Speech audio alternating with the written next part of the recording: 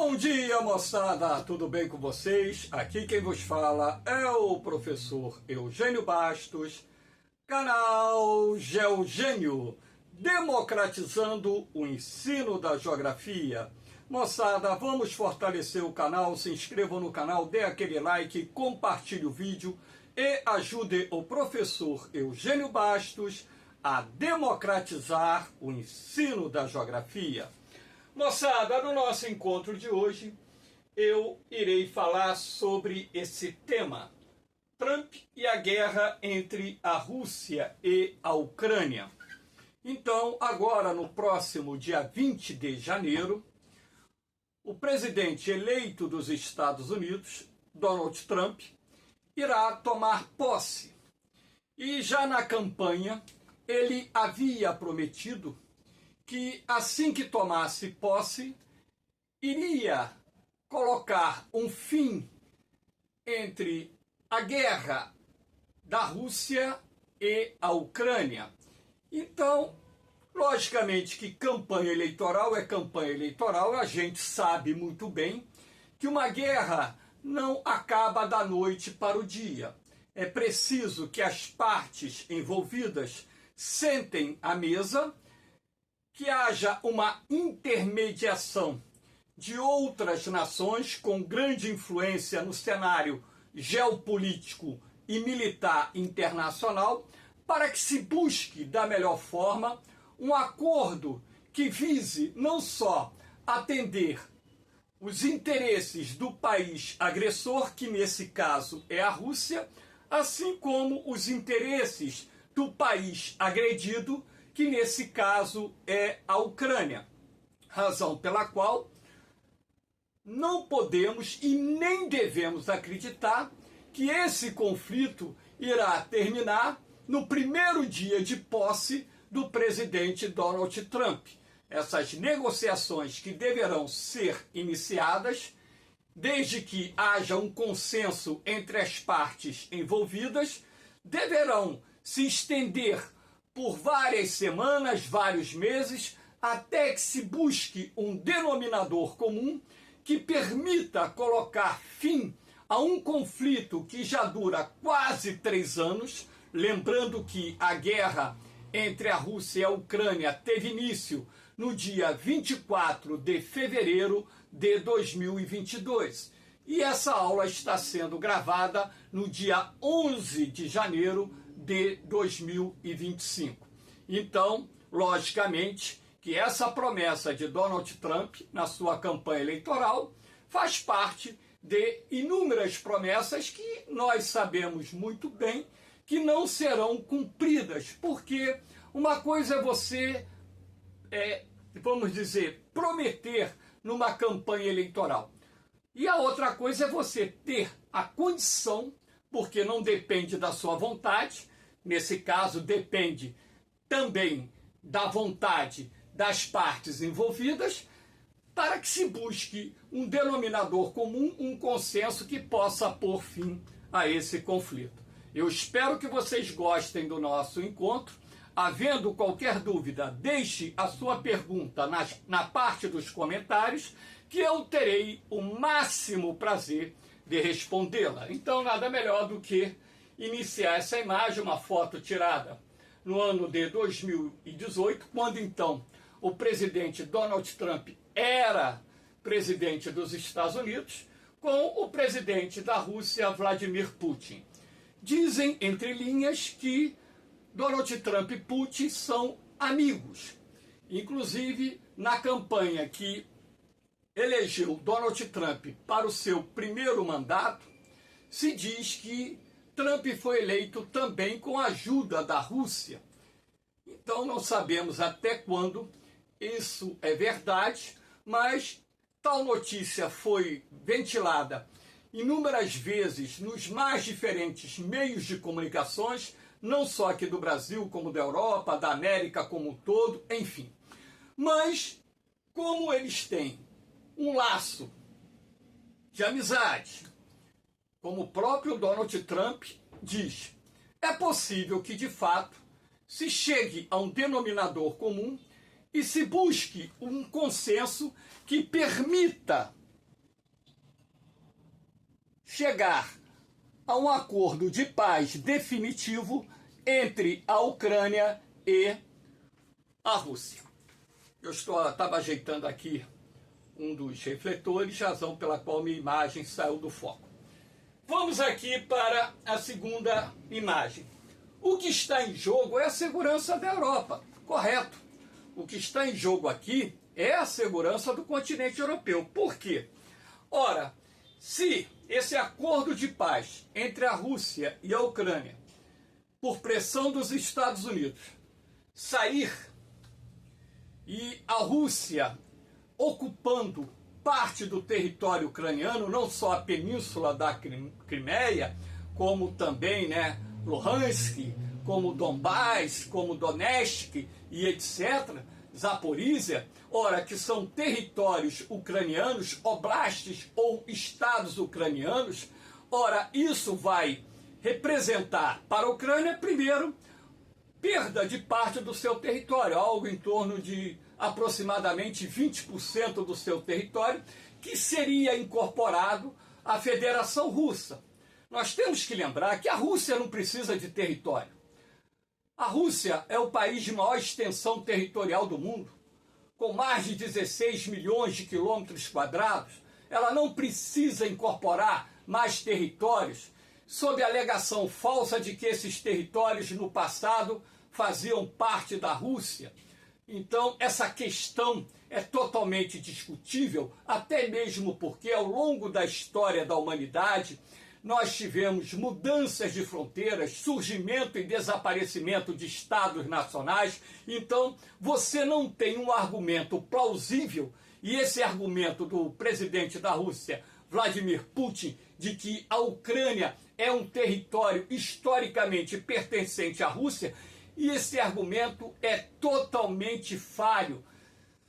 Não tem como eles reivindicarem esse território, porque a própria Rússia, ela incorporou territórios que não fazem parte ou não faziam parte do antigo Império Russo. Então, a história da própria criação da Federação Russa, do Império Russo no passado, foi através de invasões, incorporações territoriais, submetendo povos que não têm nada a ver com os russos a uma dominação imperialista que no passado permitiu que a Rússia constituísse um grande império. Então, não há argumento que sustente essa tese do Vladimir Putin de que a Ucrânia historicamente pertence à Rússia. Então, por que eu coloco aqui? O que está em jogo é a segurança da Europa. Nós estamos observando, inclusive agora recentemente, o Donald Trump falou que a OTAN, os países da OTAN da Europa deveriam destinar 5% do seu PIB em defesa para não dependerem tanto dos Estados Unidos, para defenderem os seus territórios. E houve um consenso entre os países da OTAN localizados na Europa de que essa meta é impossível de ser cumprida, destinar um percentual tão grande do PIB para a defesa da Europa como forma de reduzir a dependência americana. Se for partir para esse caminho, no meu entendimento, o que vai acontecer é a aceleração de um processo de criação de uma aliança militar envolvendo os países da União Europeia e até mesmo países que ainda não fazem parte da União Europeia, que, temendo a expansão do poder militar russo e das ameaças de incorporação territorial que a Rússia vem oferecer a esses países europeus, consequentemente, levando os seus dirigentes a constituírem uma nova aliança militar, o que colocaria fim à OTAN. E isso seria um duro golpe para os Estados Unidos, que perderia a sua influência militar no continente europeu. Nós temos que reconhecer que lá na Europa existe a Inglaterra, o Reino Unido, de certa forma, e a França, que são potências nucleares, que militarmente a Rússia ela não teria, no meu entendimento, como invadir esses territórios, porque desencadearia uma guerra nuclear e essa guerra nuclear não teria vencedores. Esse é o meu pensamento dentro dessa questão.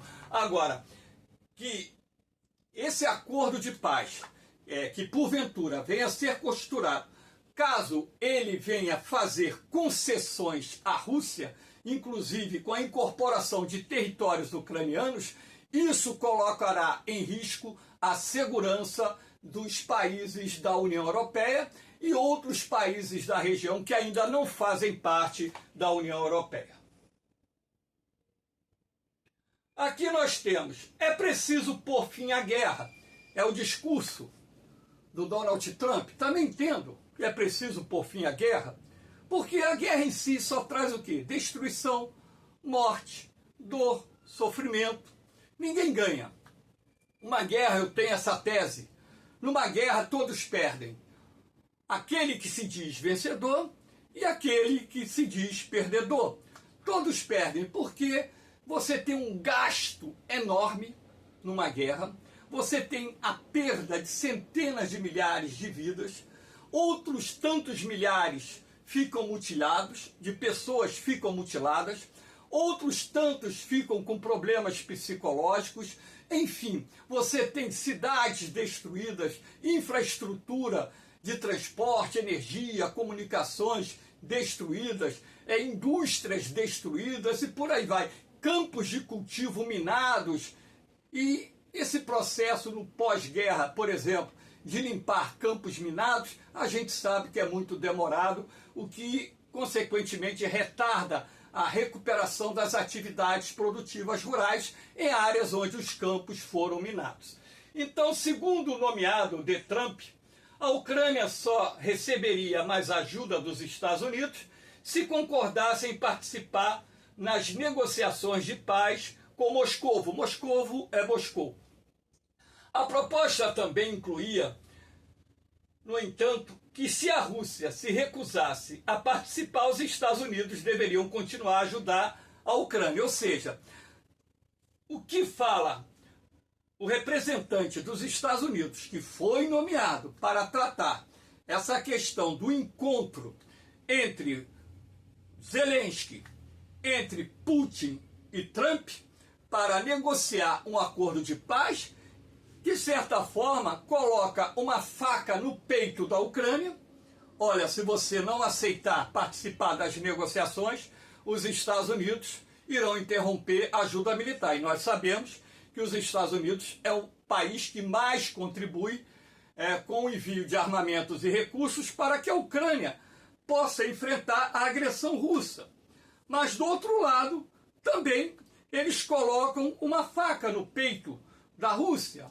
Ora, se você também não aceitar participar dessas negociações, os Estados Unidos continuarão ajudando a Ucrânia na guerra. E é bem provável, o Trump já falou até isso, que caso a Rússia não concorde em participar das negociações de um acordo de paz, que os Estados Unidos aumentariam, a ajuda militar para a Ucrânia, o que certamente criaria mais dificuldades ainda para a Rússia nessa guerra. Lembrando que a Rússia, por ser a segunda maior potência militar do planeta, não conseguiu derrotar a Ucrânia em 3 anos de guerra. E se nós contabilizarmos os prejuízos que a Rússia teve, não estou falando dos prejuízos da Ucrânia, que também são altíssimos, mas em termos de perdas de vidas humanas, entre mortos e feridos, já chegam a quase 900 mil, segundo dados divulgados pelo governo ucraniano.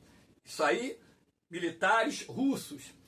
Os gastos com os equipamentos militares, com a logística de guerra, a quantidade de material militar, navios, aviões, helicópteros, carros blindados, caminhões de transportes, obuseiros, lançadores de mísseis, sistemas de defesas antiaérea, etc., refinarias de petróleo, usinas termoelétricas, indústrias que têm sido atacadas pela Ucrânia, indústrias da base militar de defesa da Rússia. Enfim, se você colocar no papel também os prejuízos que essa guerra está trazendo para os cofres da Rússia, sem contar, é claro, com as sanções econômicas impostas pelos Estados Unidos e seus aliados, com o objetivo de asfixiar a economia russa, consequentemente, né, quando essa guerra chegar ao fim, até a Rússia se recuperar, eu acredito que o governo russo vai dar calote,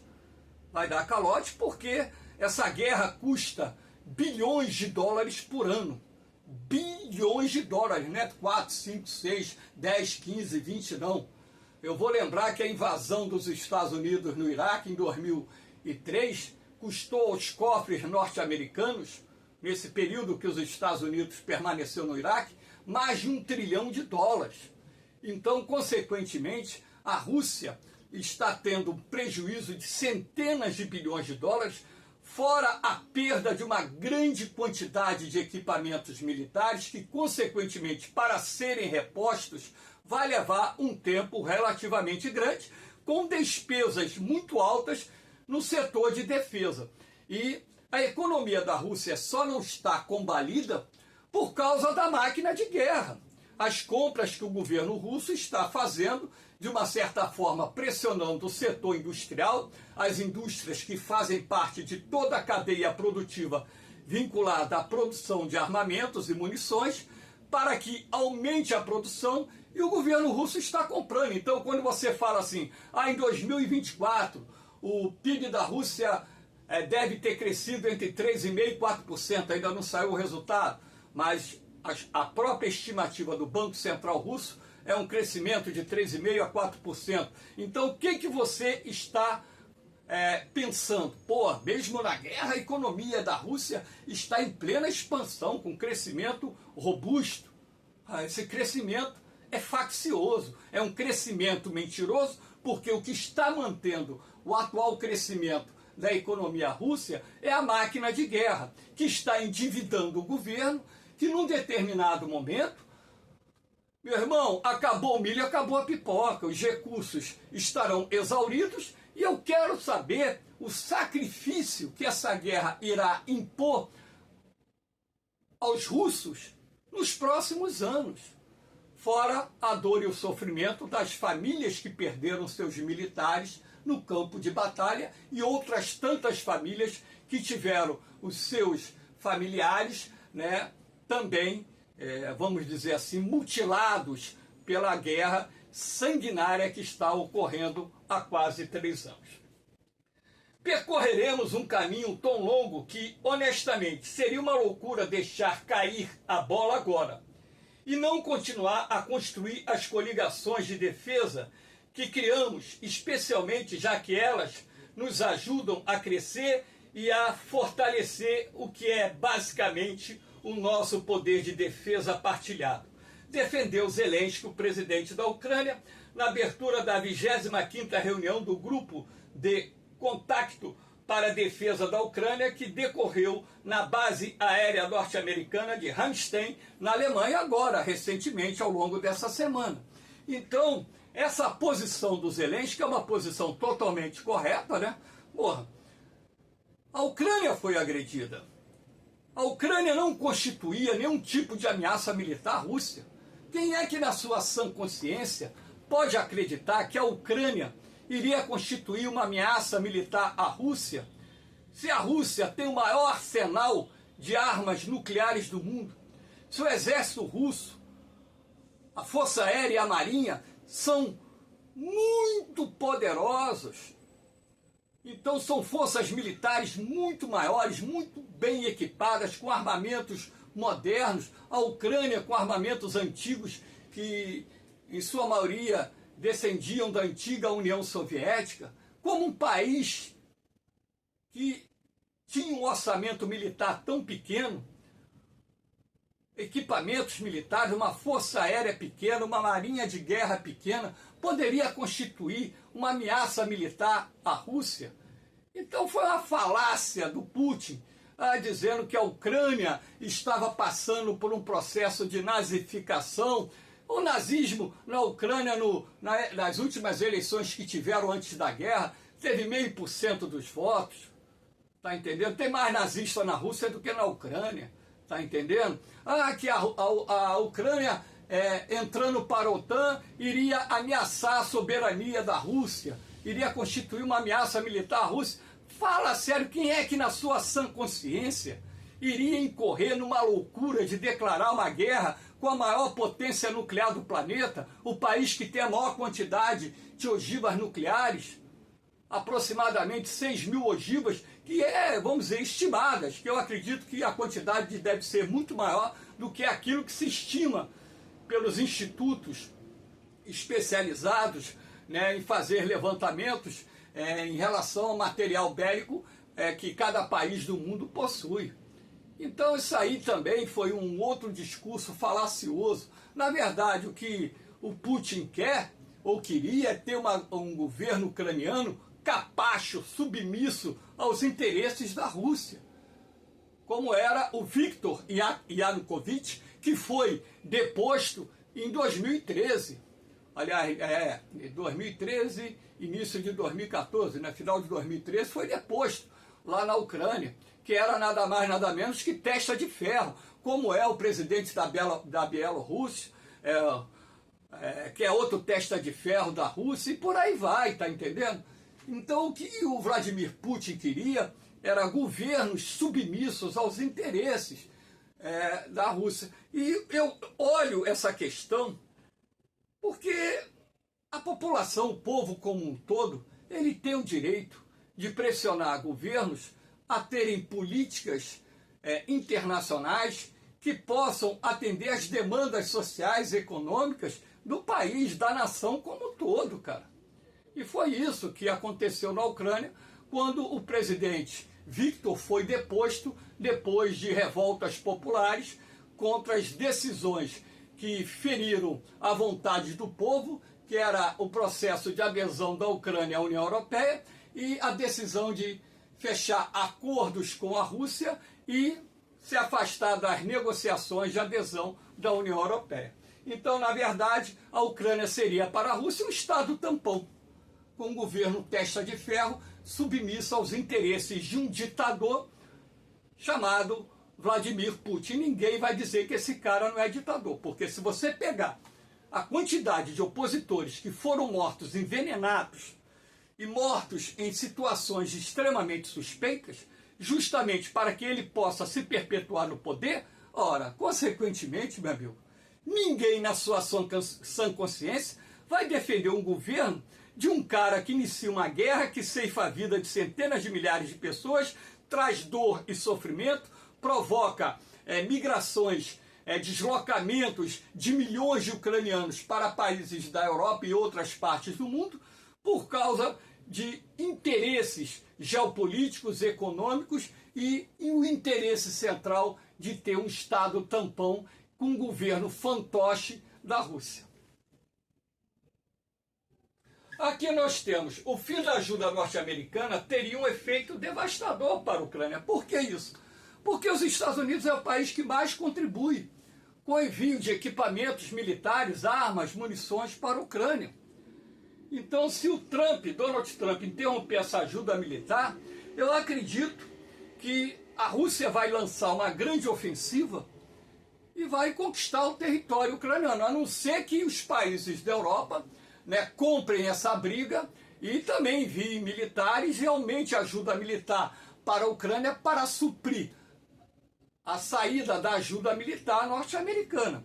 Mas isso tem um custo, tem um ônus para a sociedade de cada país. Essa guerra já está se estendendo por muito tempo. Agora, é preciso também que os países da União Europeia e da própria OTAN entendam que se a Rússia sair vitoriosa dessa guerra, a ameaça militar que a Rússia passa a oferecer a esses países é muito maior, será muito maior do que a ameaça militar que ela oferece na atualidade. Aqui nós temos a ofensiva ucraniana em Kursk. Então, em 2024, nós fomos pegos de surpresa, porque houve uma ofensiva, no Oblast, que é o estado de Kursk, o Oblast é o nome que se dá aos estados na Ucrânia e na Rússia. Essa área em azul foi a área tomada pelo exército ucraniano, a área que pertence à Federação Russa. Agora, por que a Ucrânia invadiu parte do território russo? Primeiro, que a pressão exercida pela ofensiva russa no sul e parte do leste da Ucrânia estava sendo muito grande. Então, na verdade, ao invadir o Oblast de Kursk, uma parte do Oblast de Kursk, qual foi o objetivo? Forçar o deslocamento de forças da frente sul e da frente leste para defender ou tentar conter a ofensiva ucraniana em Kursk. Com isso, iria reduzir a pressão da ofensiva militar que a Rússia está exercendo, já que em 2024 a Rússia chegou a tomar mais de 4.000 quilômetros quadrados. Não é muita coisa não, tá? Se você levar em consideração, por exemplo, que Alagoas tem um pouco mais de 25.000 quilômetros quadrados, né? Seria menos de 1/5 do território do estado de Alagoas, que foi tomado pela Rússia no ano de 2024, com um custo muito grande, né? E agora, mais recentemente, né? Agora no início de 2025, a Ucrânia retomou a ofensiva em Kursk, né? Tomando mais algumas áreas do Oblast de Kursk, e com isso também, né? Buscando deslocar mais forças da Rússia para tentar conter essa ofensiva ucraniana. E também, ao invadir o Oblast de Kursk, tem uma moeda de troca. Eu saio de Kursk, você sai de Donetsk, você sai de Luhansk, você sai de Zaporizhia, você sai da Crimeia e está tudo certo. Você volta para as fronteiras que foram demarcadas no passado e, consequentemente, está tudo bem. Aqui você tem, né, a ofensiva atual russa do ano de 2024, né?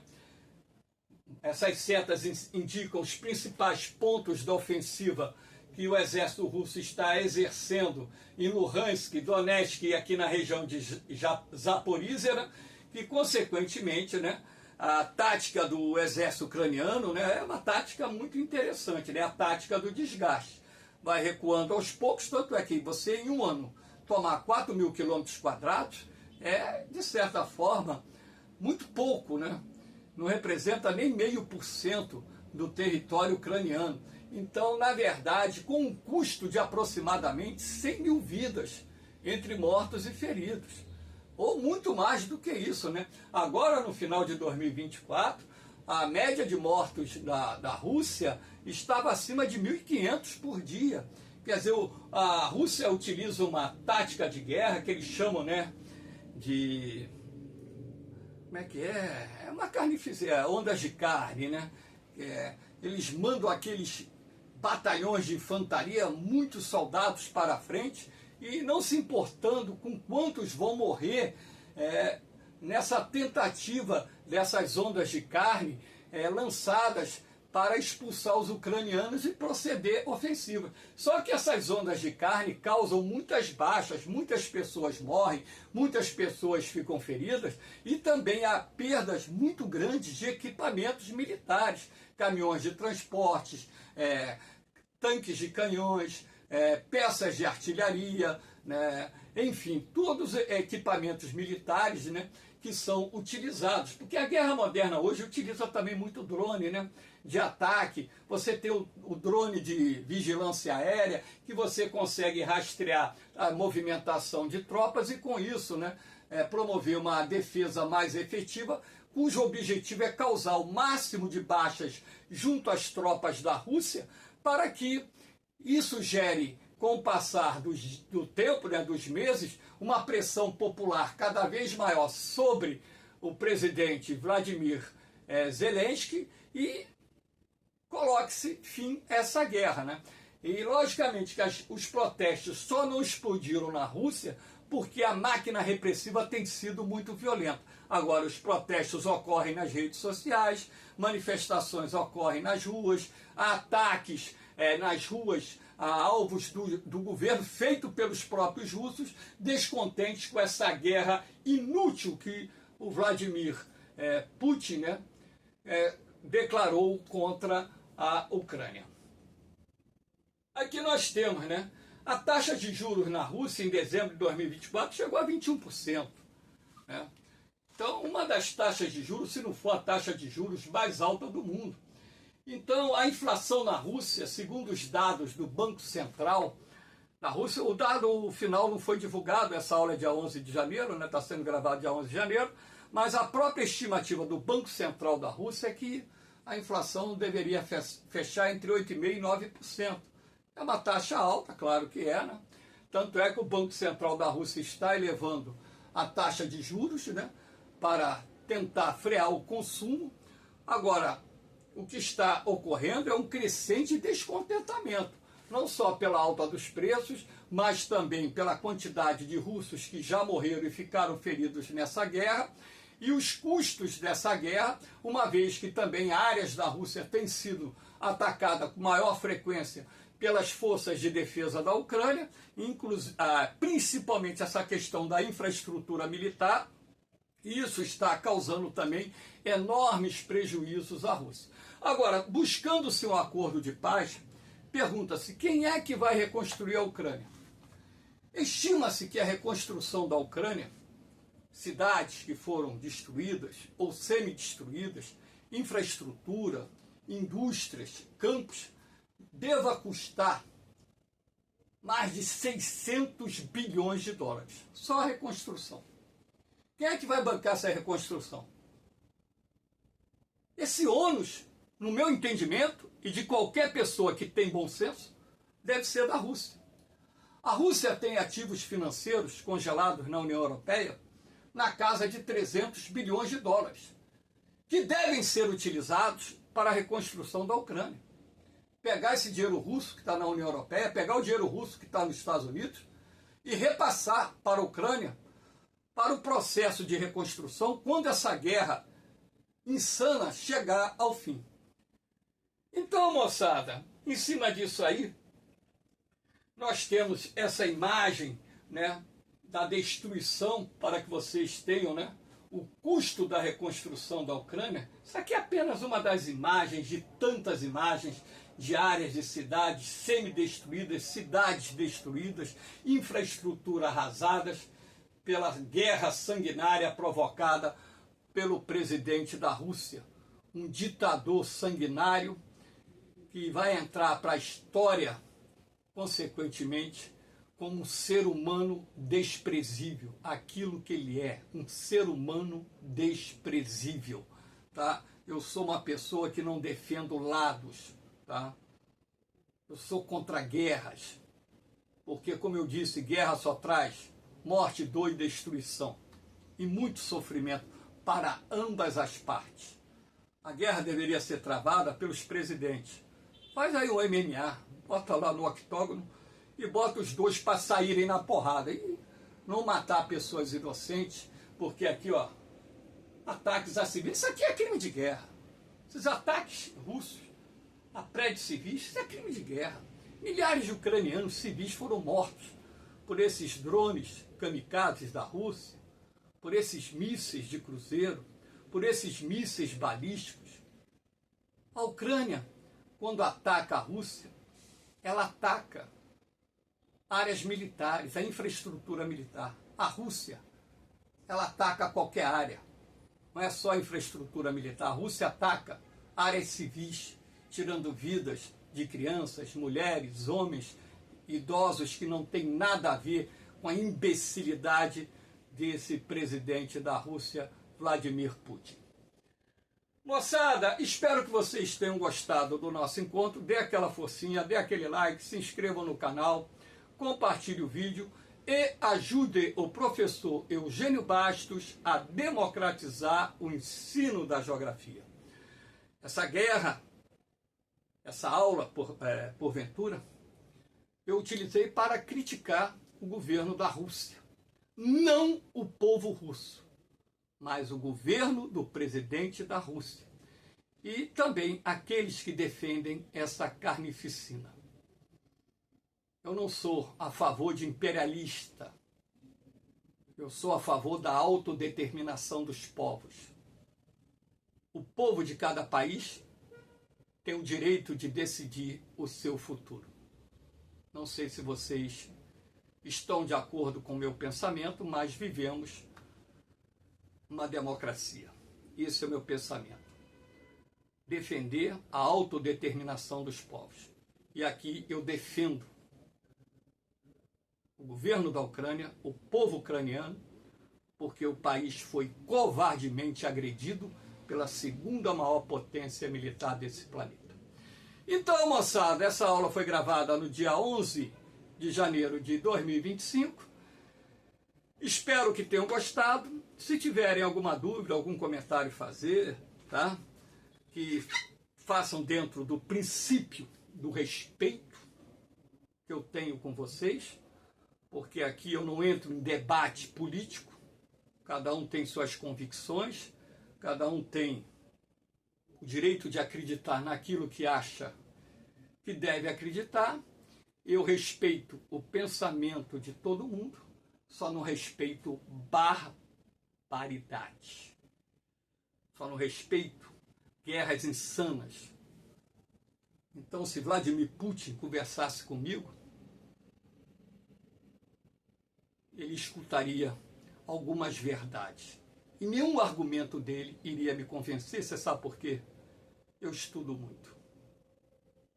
Talvez ele não tenha estudado nem a metade do que eu estudei na vida. Valeu, moçada! No mais, um beijão no coração de vocês. Um forte abraço. Fiquem com Deus. Eu vou, mas eu volto, hein? Fui!